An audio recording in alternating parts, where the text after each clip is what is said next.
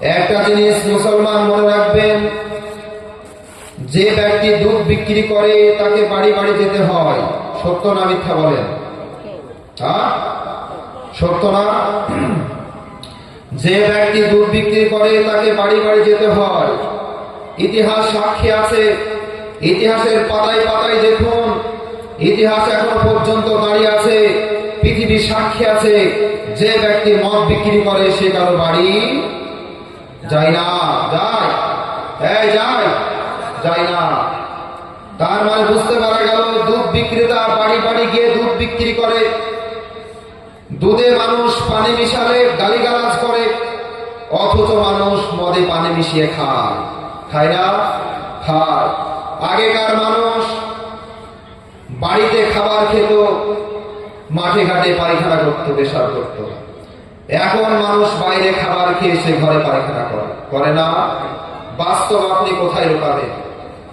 এই মুসলমান, বাস্তব যে চির সত্য, এই বাস্তবকে লুকানো যাবে না।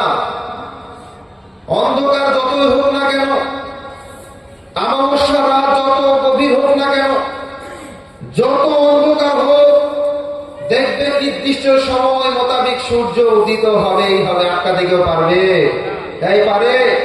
অমাবস্যার রাত যতই কঠোর হোক না কেন, যত অন্ধকার হোক না কেন, নির্দিষ্ট সময় সূর্য উদিত হয় না? হচ্ছে না? সত্যটা ঠিক সেরকম।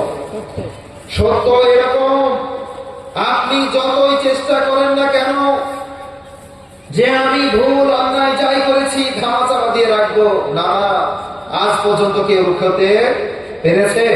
পারেনি।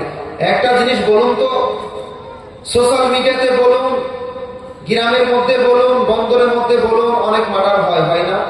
আমরা সোশ্যাল মিডিয়া খবর পাই না? আচ্ছা বলুন তো, আজ পর্যন্ত কোন মার্ডার শুনেছেন যে আসামি ধরা পড়েনি? শুনেছেন?